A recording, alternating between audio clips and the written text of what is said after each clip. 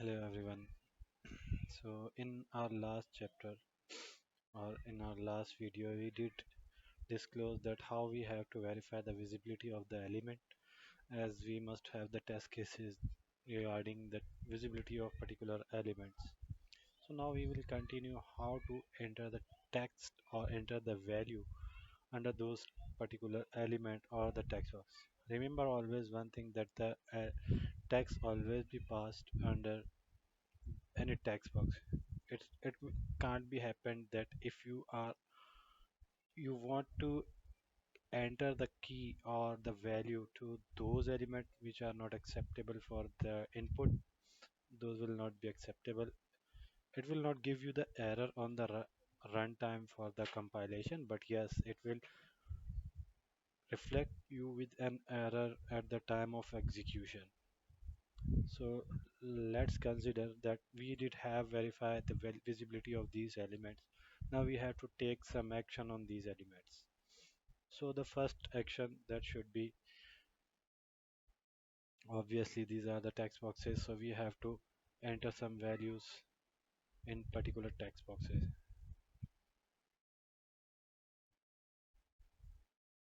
So we will use Schottky. So as we have already identified the elements, these are the web elements which we already have identified, and here we have already verified the visibility of those elements. Now we have to take the action. So it's obvious and the logical that for the username text box, that is that particular related to the text box, only we can have the action to take that enter some values.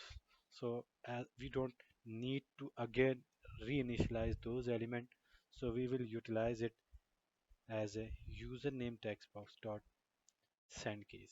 So we have two ways to enter the value. One is directly pass the value that is already defined as the hardcode values as well.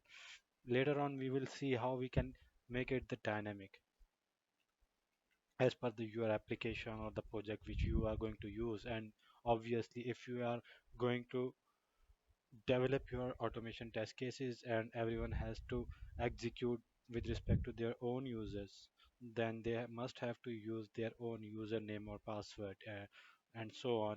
So you can read those value from the particular place or the dynamically handle those things, which we will look into it in our next chapters. So same goes with for the text box of the password. Send keys is the action to enter some values in particular text box. This is the password here we have. And after that we have to take the action on any button.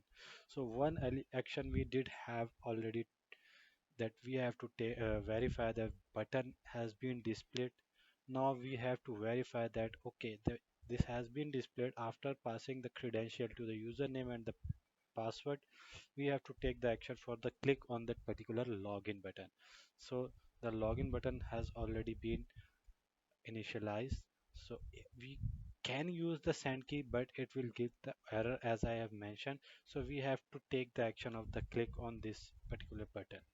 So let's execute, but before execution we have to check it that whether the action test case has been passed or not. The test case for the passing values.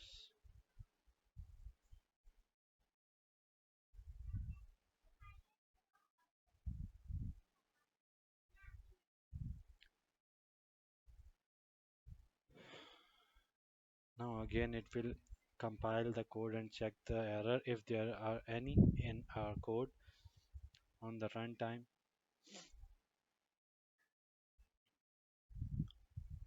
So it is going to be execute checking the error. No error it has found.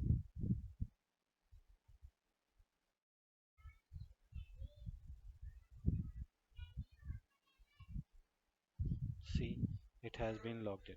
So this has been logged in, but how that automation test case will let know that okay, it has been logged in, and how it has need to be verified.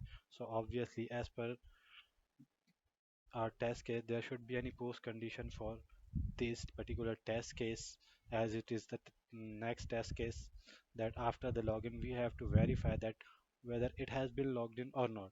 So in multiple application, if we consider your own application on which the application you guys are working, there should be the dashboard having that username which has been logged in. But in this application we have this particular heading. We have to verify this was not reflecting in the login page, but yes, it has been reflecting over here. So we have to take the value of this particular element and verify with our expected. So the first step that we have to take, the expected value, we have to define the expected value.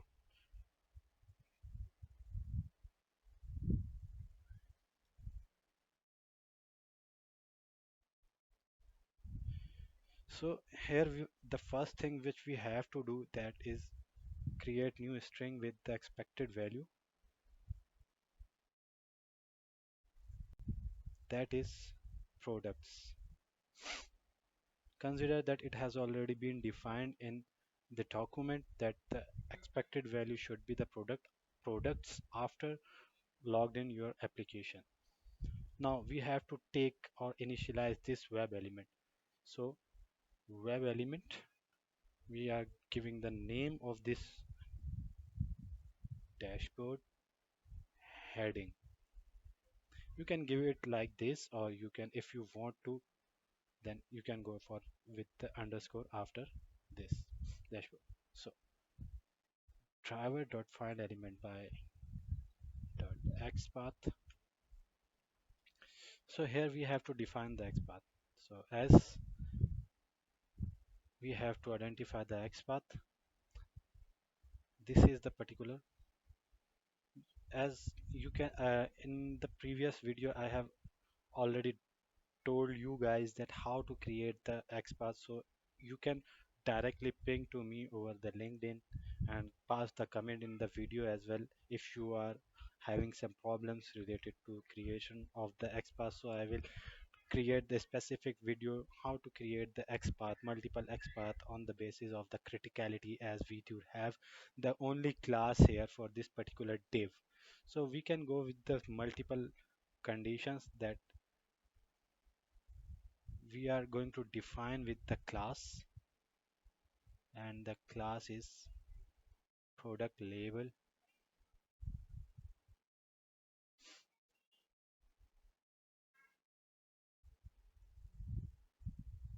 Here it is the div.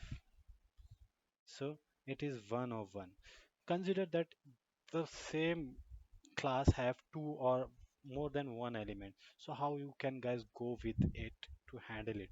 So we can go for the above divs, that should do we have any other div which have the unique thing in its as a tag? So yes, we do have as a id in this particular div. We can consider it another div before this one, and we have the id in this particular div. So see, this is another way to create the XPath exact map to that particular element. But right now we have this one is enough. So we can go here for this.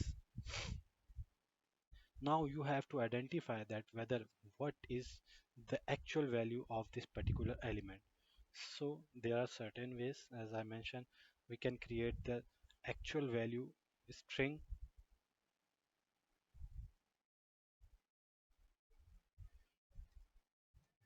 So we have dashboard as a element. Now we have multiple action we can take it. So here we have to take the get tags for particular wherever we need to have the tags of that particular element.